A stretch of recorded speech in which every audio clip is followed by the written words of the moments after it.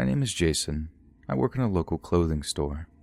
We basically sell stuff that people think is really fancy, but it's basically the same stuff you can find at any clothing store, even places like Walmart or Goodwill sometimes. I've had this job for about 2 years now, and while it isn't the greatest, a job is a job. I get to earn enough money to be able to have some independence from my parents, which is really nice. This story took place in the winter of last year. It was a good while after Christmas, but I don't remember exactly when it happened. I just remember there being snow on the ground the next morning after it all went down. So I work pretty usual hours for a college student. I know I'm technically a full-time student, but it doesn't feel like I have a whole lot of classes. Maybe I picked an easy major, or maybe I'm a genius, who knows. But I don't really study and I barely do the homework, and I still manage to get pretty good grades. I remember there being a very strange-looking man that started coming into the store. He didn't seem like the usual kind of customer that we would get. Most of the people that shop at the store are at least upper middle class. I don't mean to say that they were rich or anything, but if you had enough money to buy expensive clothes, and I'm talking like $50 for a t-shirt, then you're probably doing pretty well for yourself. But not this guy. This guy looked like he was 2 steps away from being homeless. He had this really pale hair. Most of it was covered under a dingy black hat that he wore on his head, and you could only see this white hair as it stuck out from a few places from under the hat. He was an older guy, but not too old, probably 50 years old or something like that, but judging by how much of a weirdo he was, I guess I can't really be all that sure. He started coming in every single day, and he always bought something. It was not always something big. Sometimes it was a $70 pair of pants. Other time it was a really expensive watch. However, with as much stuff as he bought, he never seemed to wear any of it, though. At least not from any of the times I'd ever seen him. He always dressed in a baggy sweatshirt or really old, worn-out overalls with a denim jacket on top. And the denim jacket had cuts and holes, and it looked really weird because his overalls would be denim too. I don't know if he thought it went well as an outfit, but I wasn't about to tell this guy he dressed stupidly. After all, I did get a commission for everything that was sold in the store. However much of a creep he may have been, I will gladly welcome his business. I know the really weird thing I noticed about him was that he never actually tried on the clothes that he was buying, like ever. He would spend 40 minutes analyzing a pair of pants, hold it in front of himself in the mirror, feel the texture and try to look at it from different points of view, but he would never actually go into the dressing room and try them on. I thought that was the weirdest thing of all. I also remember the couple of times he wouldn't buy the item that he had been looking at, and there would always be this really musky smell to them. I know this may sound weird, but out of morbid curiosity, I would smell clothes after people tried them on after the store had closed. I can't really smell much otherwise, like I had seen this guy at least 20 different times and I never got a smell of him. But whenever I smelled those clothes that he had been looking at, I could smell some strange combination of body odor and smoke. I got really curious about what he does when he isn't randomly buying clothes in an expensive and overpriced store like this one. There was also this one time that he came into the store and specifically asked for me. I thought that was pretty weird considering that he had never really struck up a conversation with me or anything. Of all the times that I had interacted with him, it was always on a very formal basis, and we both said the very bare minimum necessary. It was obvious that he didn't like coming to the store, and I found myself drawing a blank, coming up with reasons as to why he kept on doing it. I didn't think too much of it, though. I was a college student, and anything outside of chilling with my friends and getting my assignments done didn't really matter at all that much to me. I remember this one night that I was doing laundry. I normally hate doing laundry, as you might imagine, but I specifically remember putting my clothes into the washing machine. I got a whiff of one of my sweatshirts that I thought smelled really weird. I smelled my sweatshirt again, and it reminded me of the smell of the clothes from this one freaky guy at my job. Well, the next day I was working my shift as usual, and here came in the same old dude. This time he was checking out a pair of shoes, literally a pair of Crocs. I didn't even understand why we had Crocs at the store in the first place. They were exactly the same as the ones you can get at Walmart, except for the fact that we charged $60 for them instead of $15. Well, this guy spent about 45 minutes looking at this pair of Crocs before he decided it was time to head out.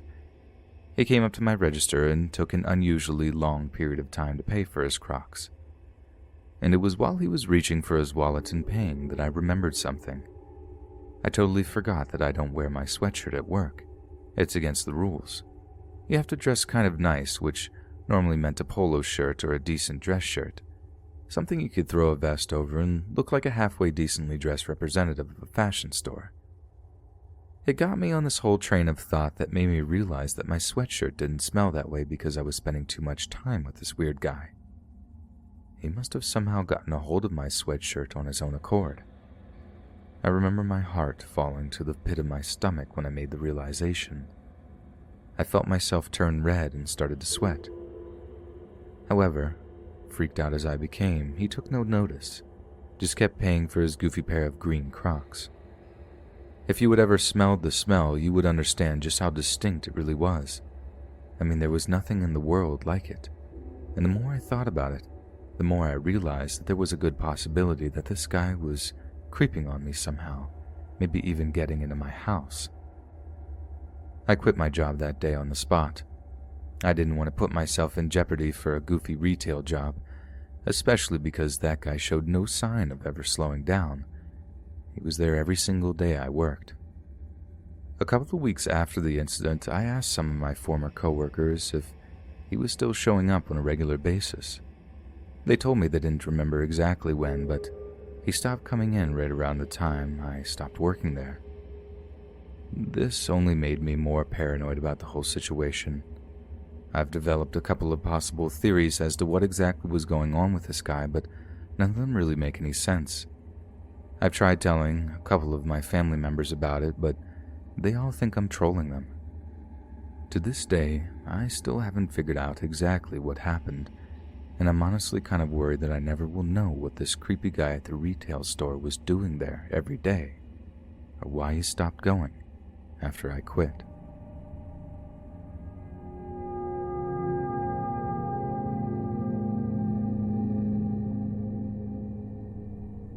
The worst experience of my life happened on June 20th, 2019. I was working at a local store. It's kind of a chain in this region of America, and I don't want to give out the name because it will make it obvious who I am. This story did get some media coverage, and as much as I want to share my story with the world in an honest way, I also want to remain as anonymous as possible. I don't want the rest of my life to forever be associated with this event, but this is how it went. My family's been struggling since 2015.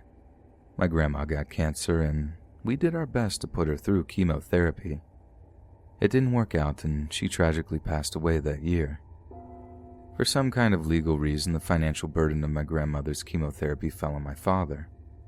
It just put a serious economic strain on him.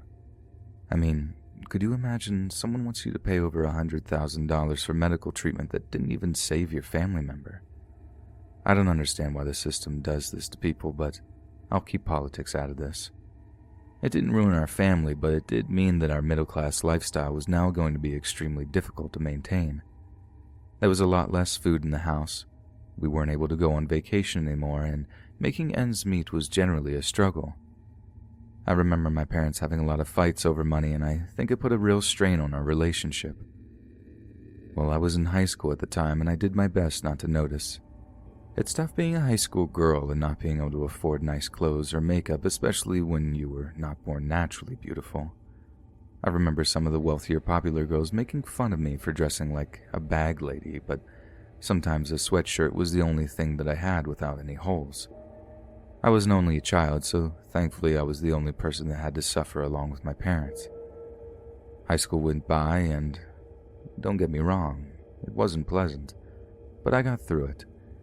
And my family survived on too. As time went on, we just found ways to cope without having money. I knew that I was going to have to start getting a part-time job in school, which I was honestly kind of looking forward to. My parents told me that they would let me use my money on whatever I wanted, which I had been looking forward to for months. And that's when I got an after-school job at this local chain store. It's kind of hard to explain. It's a weird combination of a deli, a gas station, and a convenience store all nicely wrapped into one with a very strange name that is almost notorious in this region. Well, I was enjoying my time, especially because this was the summer between junior and senior year of high school. I was excited to graduate because I had really good grades and I was already receiving scholarship opportunities, some of them full rides to very nice colleges in my state. My parents were really proud of me, and as hard as it had been, we were ultimately a happy family at the end of the day. So I pretty much worked as much as I could over the summer. I was still kind of a loner by this point, and I wanted to turn as much of my time into money as possible. So it didn't really matter if I spent 80 hours a week working because I didn't really have that much to do outside of work, especially with school being out for the summer. I remember there being a particular night that my manager asked me to work a little bit over. I normally started my shift at 6 a.m. and went home at 4 p.m. This was a pretty nice schedule, honestly, and work was easy enough that I really didn't mind. Sure, during the rush hours it could get a little hectic, but all the time in between was pretty chill. Well, my manager wanted me to stay until 10 p.m. that night. That was a lot later than I was used to, and I wouldn't have said yes, but I wasn't working the next day, so I figured why not. I also got double time for working, which made it even better. You see, the way this place works is that after 8 p.m., most of the bakery closes down and there are a lot less people on site. Normally, this time from 8 and well into the night, it's normally just enough people to run the register and get people to pay for gas. It normally means about 2 people working at a time. Me and this one guy I really didn't care for had to work this together. His name was Jeremy. He gave me really weird vibes and had made inappropriate comments. He wasn't dirty or perverted or anything, but he was just extremely offensive and never held back a nasty insult whenever he felt like throwing one at you. Me and him had a couple of instances where we argued, but by this point we both knew where we stood. We didn't like each other, but both of us wanted to do our job and get paid without too much of a hassle, so we were at least in a functional working relationship for the sake of our jobs. This was a weekday night, and it just happened to be particularly slow. I never really worked there later shifts, so I had no idea what to really expect. And then my memory goes blank. For hours. I had no idea what had happened. I just remember waking up in the middle of the store and getting up and feeling really sick. I was dizzy and confused, and it took me a few minutes to realize where I was or what had happened. I remembered as I walked across the tiled floor, I heard a deep crunching noise beneath my feet. I didn't look down. I was too dazed, but I assumed that they were M&Ms or some kind of candy. After walking outside, I got even more confused than I already was. I went back inside and saw blood. I looked down at my shoes and noticed that I was covered in a thick, dark red liquid. I started hyperventilating, called 911. They were there within minutes. I was rushed to the hospital, and that was that. It was only a couple of days after explaining everything to the police that I pieced together what had happened. When I was at the hospital, they found drugs in my system. This surprised me because I didn't even smoke cigarettes. The drugs they found in my system were likely the kind that you find in roofies or whatever, and the police had a theory that it went something like this. Jeremy was a mentally unstable individual. He decided that he wanted to end his own life. He was kind of obsessed with becoming infamous. He even ran a whole bunch of social media accounts where he was desperately attempting to become a celebrity. Well, he figured the only way he was ever going to become truly famous was if he committed some kind of horrible crime in some terrible fashion that shocked the world. And he decided that it was going to be that night with me there. The police believed that as crazy as he may have been, he wasn't a fundamentally violent person, so he couldn't bring himself to hurt me or anything else like that. But he did have a plan. He slipped a roofie or some kind of drug into my Monster that I'd been drinking during that shift. After I passed out, he shot himself in the head staring at the security camera. He even set up his smartphone on a tripod to capture it in hope that it would be used as footage on the news. I'm pretty sure they did actually use it. And when I had woken up, the crunchy stuff on the floor, or fragments, was a skull. This all had been really traumatic, and I don't know what to do anymore. I quit my job, and I've just been hanging out at my house over the summer waiting for school to start back up, kind of staring into space. My parents have been really understanding, but they have no idea how to help me. Despite our bad financial situation, they scraped together enough money to send me to therapy. I haven't had a whole lot of time to recover from this whole situation, but I do feel like I've made some progress. Some days I feel extremely apathetic. There's a big part of me that doesn't know what to do with my life now. I feel so different after having gone through this experience, especially because I still get contacted by the occasional journalist wanting to do another story on this. But I think this will be the final and last time that I have to relive this.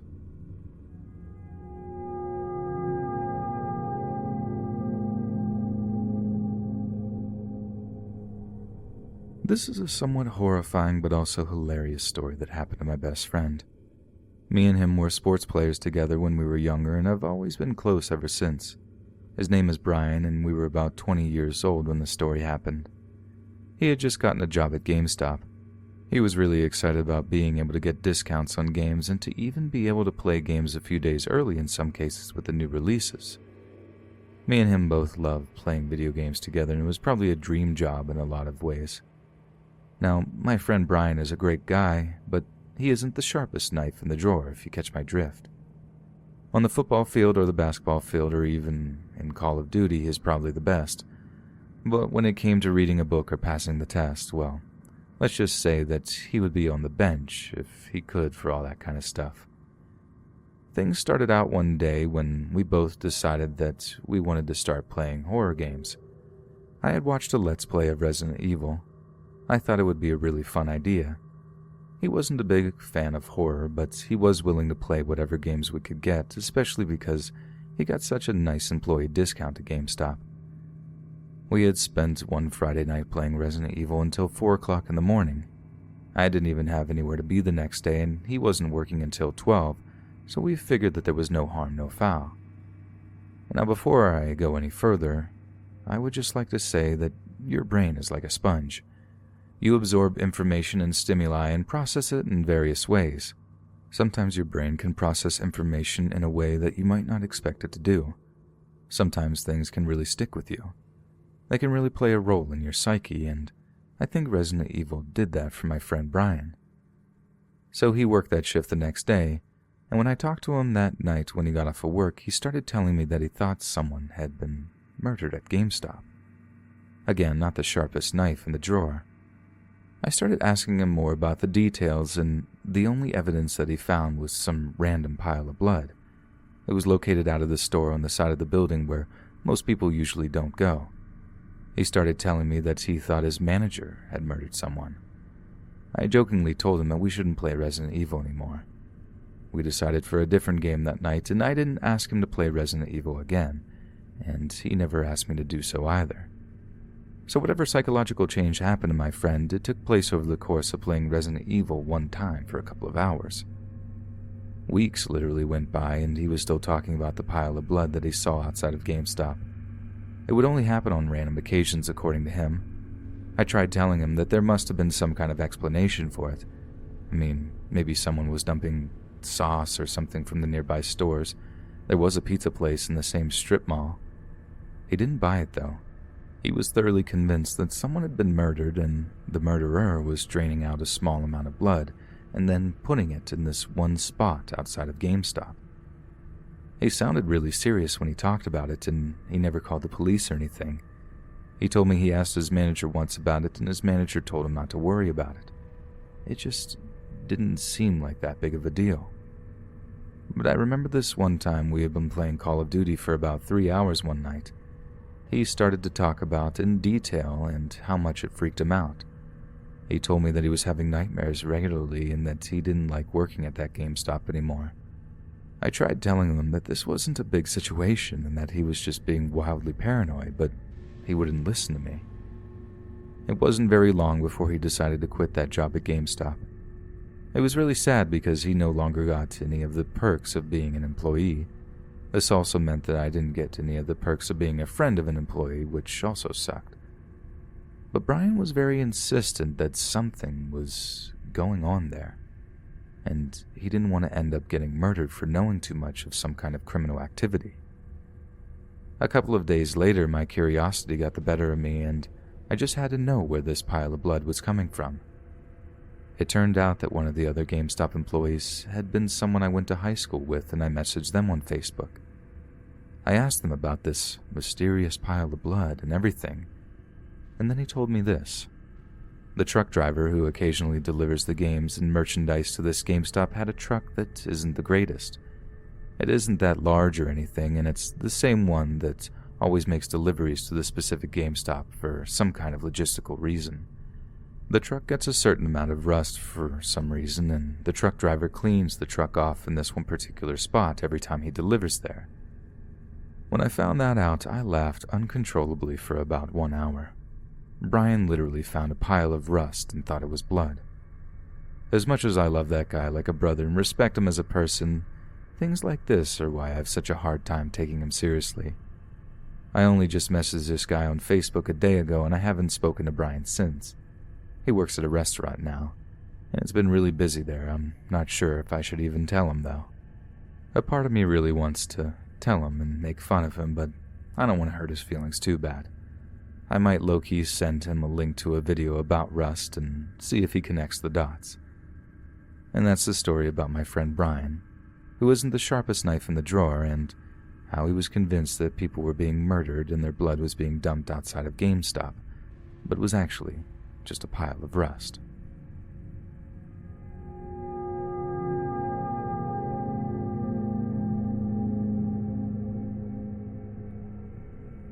This story didn't actually happen to me. It happened to my uncle. He works at a local Walmart in our small town and actually has a pretty solid thing going on over there. I know Walmart might not seem like the best place to work, but they actually pay their staff pretty well, all things considered. He's been working there for about 10 years now, and I think he's the assistant manager or something like that. I do know that he has seen a lot of weird stuff during his time working at Walmart. Everyone knows about how weird the general public can be, especially at places like Walmart. He's told me a couple of stories that I thought were either really funny or downright creepy. But I think this one has to top them all, because ever since I heard it, I haven't gone back to this Walmart. I don't want to after knowing this. What do I do when I have to buy stuff from Walmart? I drive to the one in the next town over. And I'm not even kidding. You could literally ask anyone that knows me, I actually do it. I know my uncle wasn't trying to scare me when he told me, but I can't unsee this entire event taking place. And I'm pretty sure the only reason he actually told me in the first place is because he thought I was into horror stories or whatever. Maybe I was before this entire thing, but not really anymore. So he started off by telling me that he was trying to climb the corporate ladder at Walmart. He wants to eventually become the manager for this local store in due time. But that means putting in more work and more effort than everyone else for a very long time and hoping that your energy is rewarded. One of the things he regularly had to sacrifice was a normal sleep schedule. They don't force you to work night shift, but one of the best ways to climb that corporate ladder, at least at the local store, was to volunteer for the night shift. I think he made a few dollars more an hour, but it was never worth it. You can't really have a life outside of work when you work from sundown to sunup. This story took place on one of those night shifts a couple of years back. It was a warm summer night, humid as you could imagine, and as you might imagine, there isn't much going on at Walmart late at night. The only reason it's even open is because if it wasn't, there wouldn't be any other stores in our town open at that time. He was the senior-most person on site that night, so if something went wrong, it was his responsibility, and if he couldn't handle it, he would have to call the store manager, which is never a good idea if you want to be on their good side. Well, one of the other workers had just brought in a few shopping carts, but they noticed something weird in the parking lot. There were 7 or 8 vehicles parked on the far side of the parking lot, and it looks like people were doing something. This other worker never specified what that was, but they were concerned enough that they asked my uncle to look into it, and so he did. I remember him telling me that it was really unusual to have people there at such a late time. He said it had to have been anywhere from 3:30 or 5 in the morning. He stepped outside and looked over. They were definitely a couple of people doing something over there, but he couldn't make it out from the store entrance.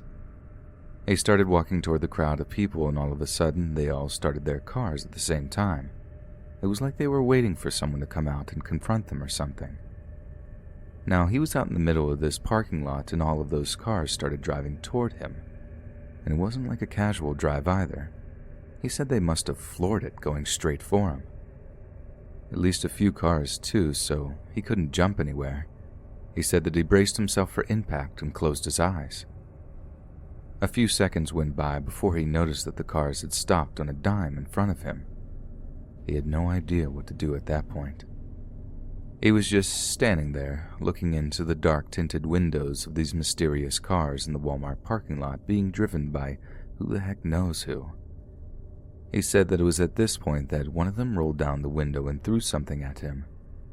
It hit him on his leg, and he was trying to determine whether or not he wanted to run back to the store or try to fight for his life. He was really expecting them all to get out of the car to attack him. Thankfully, that attack never came. He stood there for another few seconds before they all sped off into the night. When he looked down to analyze the object that they had thrown at him, he was mortified.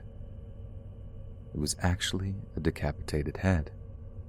And even worse, it had no skin. You just have to imagine the way a human head looks without any skin. He threw up and fell to the floor. I'm sure it was in complete shock.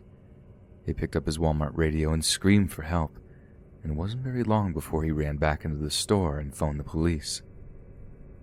He spent a lot of time trying to remember license plates and what the vehicles look like. Unfortunately, I don't think it helped the police very much. I'm pretty sure the case is still unsolved to this day, but wait, it gets even scarier than that. Walmart, as you might imagine, has security cameras at their store and in their parking lot. Everyone was sure that the security camera footage would reveal exactly what had happened that night, but it didn't. The entire ordeal happened just out of frame, and this led the police to believe that whoever had done this had very intricate knowledge of Walmart security cameras.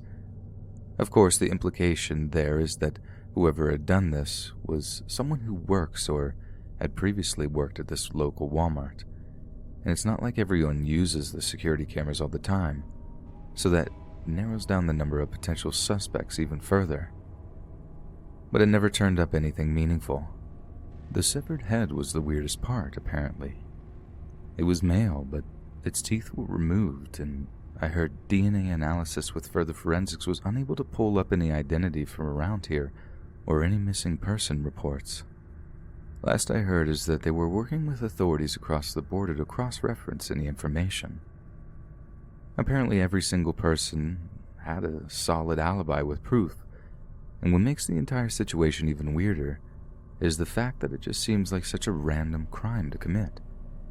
I mean, what did they actually accomplish here? It just seems like a lot of planning and effort to do something really stupid, but I'll never understand gang activity or really who was involved. After this incident, rumors spread across town and everyone became a little anxious about going to this Walmart. I'm not the only one that feels this way. For a small border community like ours, something like this happening is a little unthinkable. It really changes the way you view your neighbors and the people that live in your area. Who would do this? And we don't know who. You just feel more anxious and suspicious of anyone that you meet. My family has told me that it seems like there are less people who go to local events like parades and such anymore after this incident, and I can't blame them. But yeah, that was my uncle's horrifying Walmart story that I still regularly think about.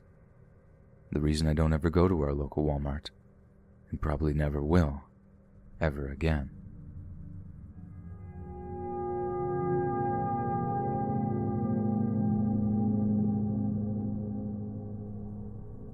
I've been working at a clothing store in the mall for about 5 weeks.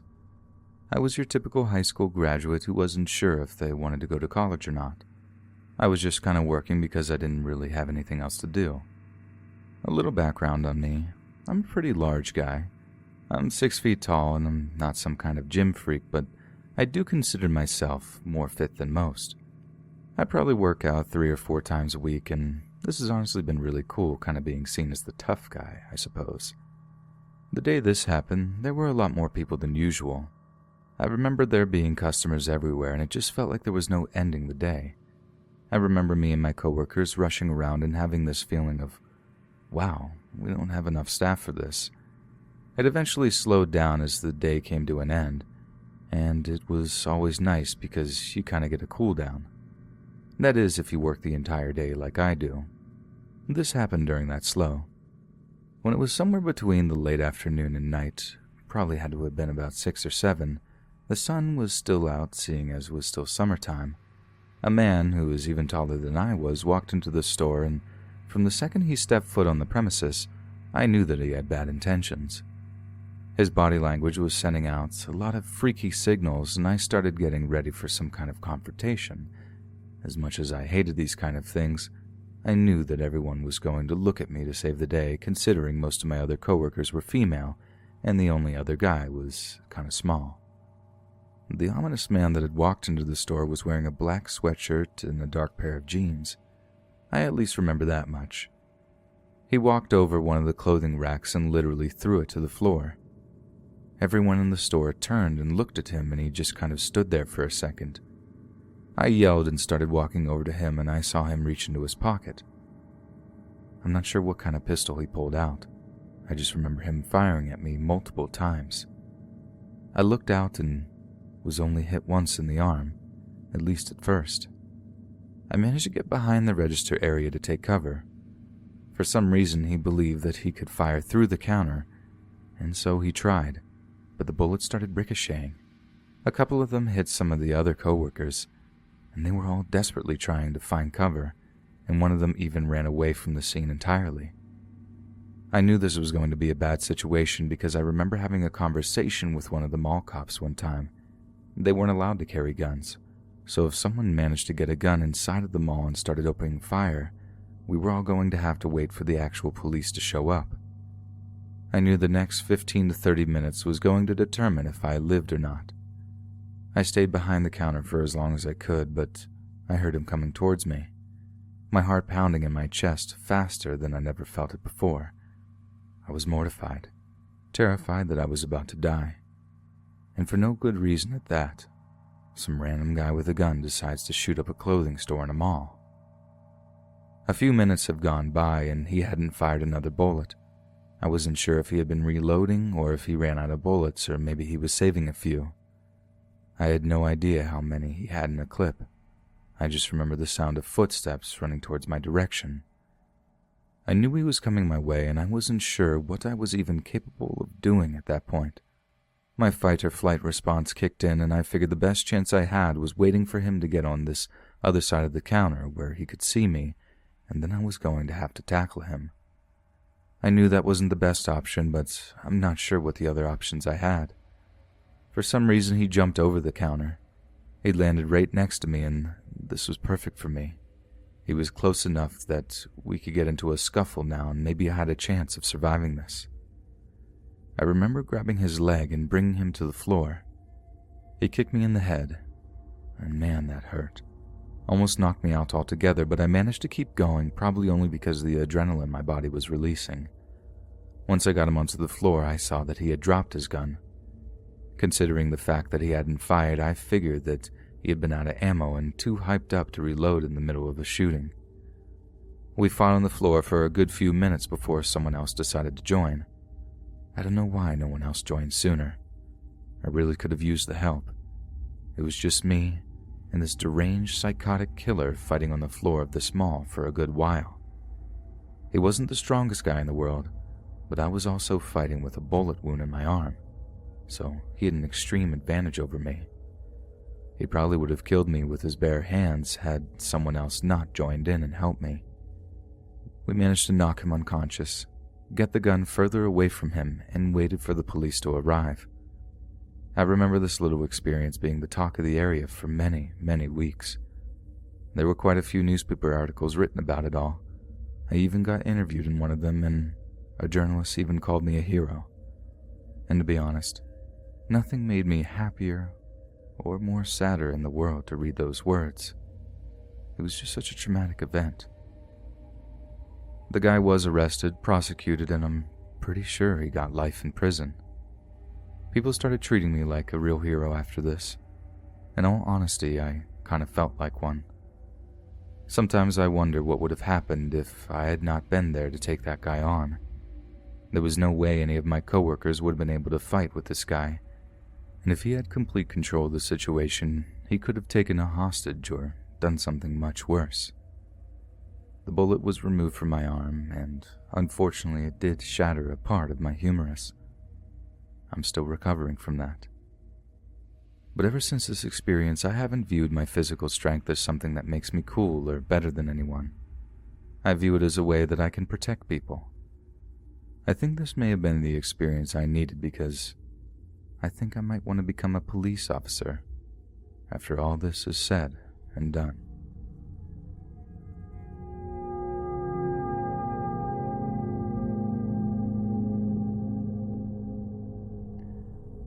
So my mom's workplace was shot up a couple of weeks ago. It was a really traumatic experience for her, even though she wasn't physically injured or anything. The entire thing went on for about 2 hours, and I could just imagine how horrible it must have been. She works in some kind of logistics business. She's an assistant manager, and to be honest, I don't really know what they do. I just know that my mom works at this place and they do something with shipping and exporting. But that's the extent of my knowledge. So what happened, at least from what my mom told me, it had been a normal work day just like any other. And at around 2 p.m., after everyone had already had their lunch break and was getting back into the grind of working, people started hearing gunshots. There was an assembly line on the premises. Everyone just kind of assumed that those noises were machines of some kind that people had been working with. I guess hearing loud noises like that were fairly common, which is why no one expected anything. We now know that almost all of the production line workers had been murdered by the gunmen. No one knew what was going on there, and quite a few of the guys had noise-canceling headphones in anyway. From the gunman's perspective, that was the first and most logical place to start. After he had done this on the production line, he made his way to the main office. And to understand the route he took, you need to understand a little bit about the layout of it all. You see, he had to make his way through the regular offices where all of the normal workers were. The typical data entry positions and things like that were in front of the main management building. The management building, for lack of a better term, was where the higher-up workers were located. This included the marketing department, IT, and other businessmen and stuff like that. The guy's aim was to get to that management building and eliminate as many people from there as he could. This is where my mom and some of the other workers in the main building lucked out.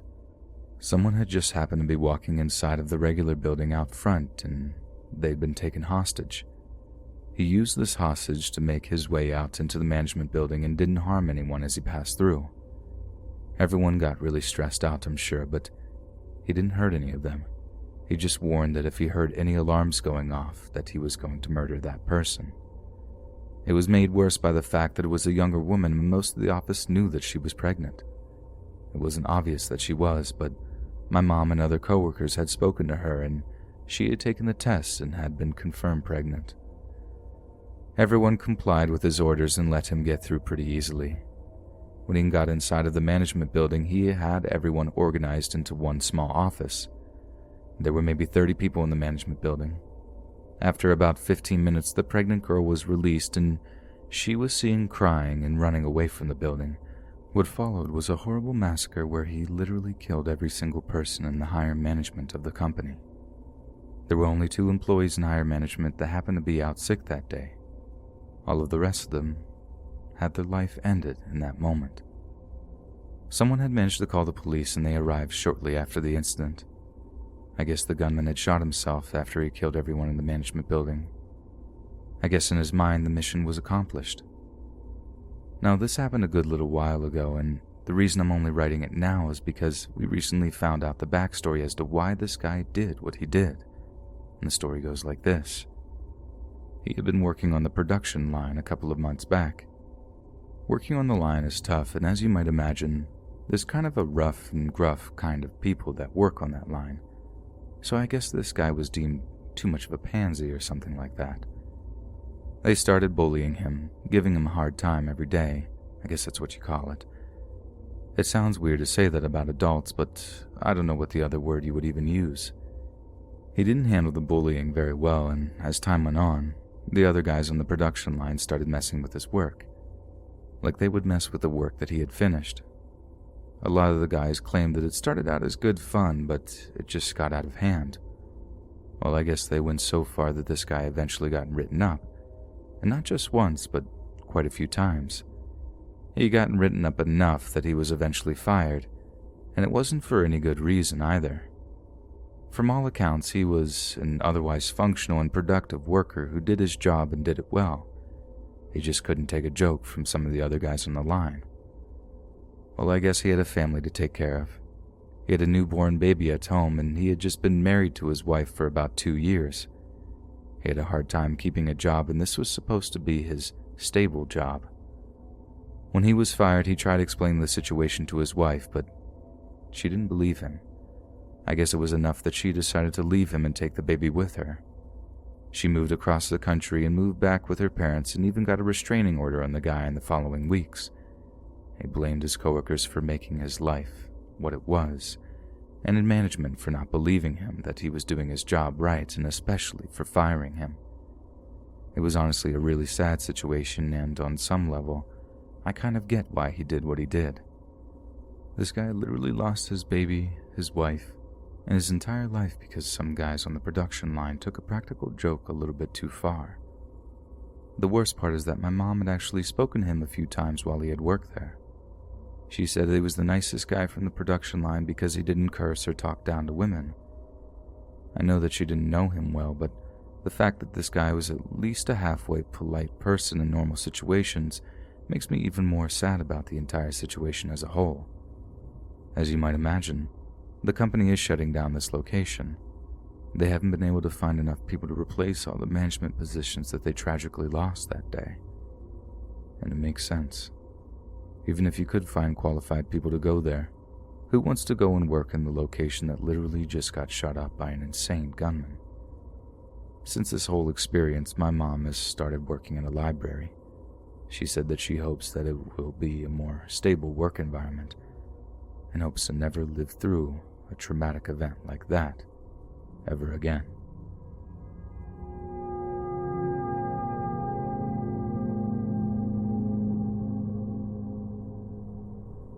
So, I have this friend. They're a little bit off the walls.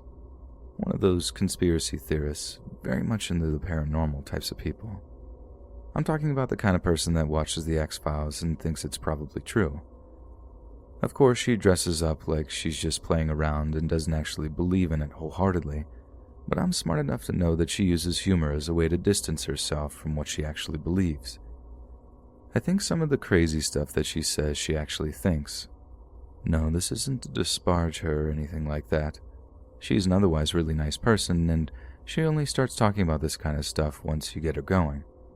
Sometimes we can go days without ever talking about ghosts or aliens or anything else like that, but if someone starts talking about feeling a spirit in the room, that's the end of it for the night.